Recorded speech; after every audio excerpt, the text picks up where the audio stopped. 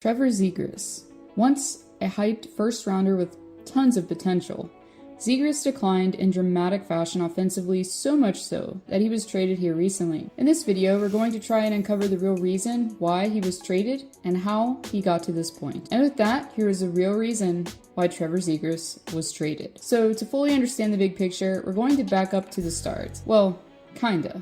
We're not going all the way back to Bantam days, but rather to the 2019 NHL entry draft. Coming into the draft, Zegras had demonstrated that he could produce at a point per game pace while with the US and TDP. For example, during the 2018-19 campaign, he notched 87 points in 60 games. A few of his strengths that lured NHL scouts were his innate ability to evade the opposition, his passing, and playmaking. At the time when the Ducks selected him, Anaheim was looking to move forward and to usher in some young blood.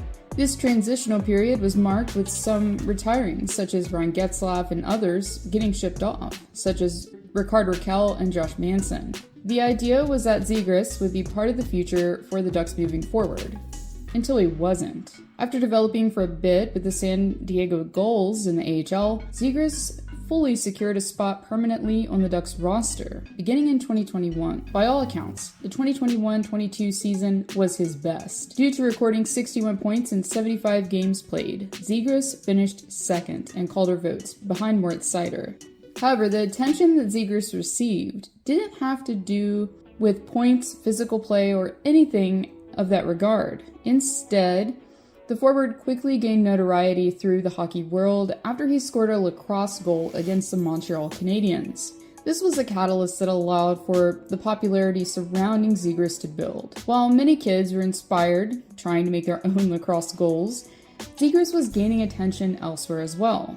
The NHL not only brought him in specifically for a skills comp at the 2022 NHL All-Star Game, but he was also on EA's cover for NHL 2023. Michigan after Michigan, Zegras quickly became the most marketable player in the league. He made the NHL seem fun and appealing to a younger crowd, an age demographic that the league has struggled to reach. All in all, though, I understand why they took a stab at marketing Zegras like they did. But, as we all know, everything has a shelf life. In 2023, a new voice appeared behind Anaheim's bench, in the form of Greg Cronin. It's important to note that Cronin most likely had a hand in Zegras' decline.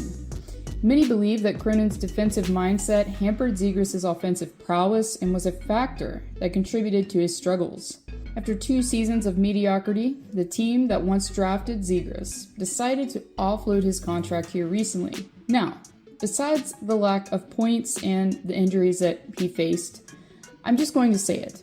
His attitude and larger-than-life personality could have contributed to his sudden move to Philly. And while this may seem like a shot at John Tortorella's favorite player, let's be real guys, if he was still coach in Philly, that would be a shit show. Just hear me out. In hockey culture, the unspoken rules are there, with one being you don't go out of your way on the ice to draw attention to yourself.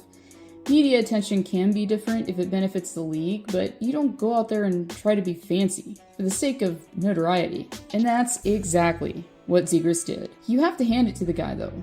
What he was going for a time actually worked, until it didn't. Now looking back, not only has Zegras in some aspects seemed full of himself, but he's also acted like a spoiled brat.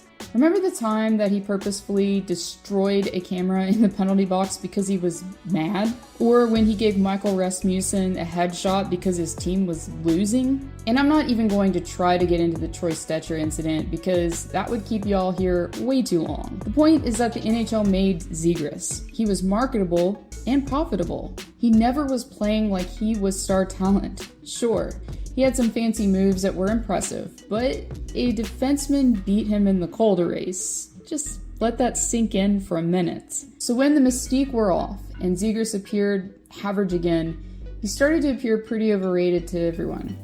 Hell, even his NHL peers rated Zegras as the most overrated player last year. Anyways, it will be interesting to see if the trade will be as one-sided as everyone assumes it is this time next year.